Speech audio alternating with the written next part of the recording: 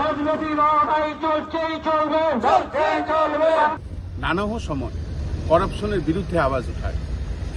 এই প্রসেনজিৎ সাহা ভারতীয় জনতা পার্টিরই এক সময়ের একনিষ্ঠ কর্মী ছিল এবং কাউন্সিলরও হয়েছিলেন, কিন্তু 8 মাস কাউন্সিলরের পদে নিযুক্ত থাকার পরে তিনি বুঝেছিলেন যে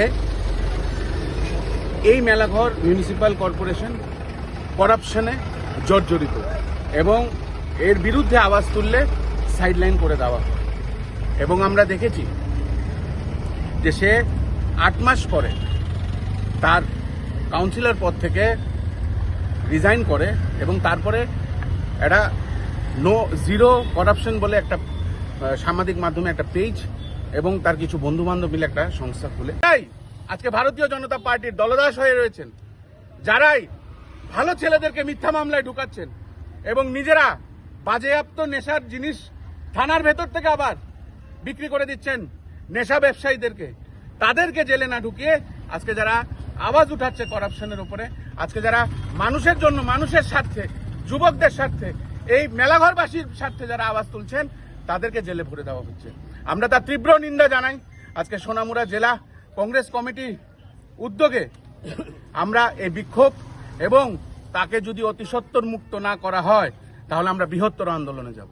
বিভিন্ন ধরনের অনৈতিক করাপশনের কথা তারা তুলে ধরত এবং আমরা দেখেছি যে সে আরটিআই করে এই মেলাঘর মিউনিসিপ্যাল কর্পোরেশন কাউন্সিলের অনেক দুর্নীতি ধরে এনেছিল এবং নীতি আয়োগে কেস করেছিল। 12 জুন 2026 নীতি আয়োগের থেকে এই মিউনিসিপ্যাল কাউন্সিলের যে চেয়ারম্যান ওনাকে ক্রস কোশ্চেনিং এর জন্য ডাকা হয়েছিল। তার বাড়িতে সেদিন স্নান করে সেই নীতি আয়োগে যাওয়ার প্রস্তুতি নিচ্ছিলেন, তখনই তাকে ফোন করে ডেকে আনা হয়। বাইরে একটি গাড়ি ছিল যেটা তার শ্বশুরের নামে, একটি মারুতি ওমনি ভ্যান, এবং তার একটা কাঁচ বিকলাঙ্গ, কাঁচটি কাজ করে না, জানলার কাজ। কে বা কারা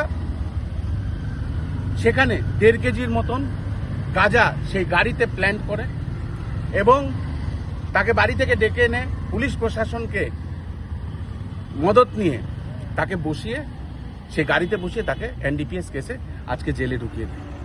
একটা ছেলে যেই রাজ্য এবং এই দেশের এবং এই মেলাঘরবাসীর জন্য আওয়াজ তুলছিল, তার কণ্ঠরোধ করার জন্য আজকে তাবর তাবর কমিশন খোররা, তাবর তাবর চোররা যারা ভারতীয় জনতা পার্টির মধ্যে লিপ্ত আছেন, সেই চোর এবং সেই কমিশন খোররা আজকে পুলিশকে দলদাস বানিয়ে পুলিশকে নিয়ে একটা ভালো ছেলে যে আওয়াজ তুলছিল করাপশনের জন্য তাকে জেলে ভরে দেওয়া হয়। আমরা অবিলম্বে তার মুক্তি চাই।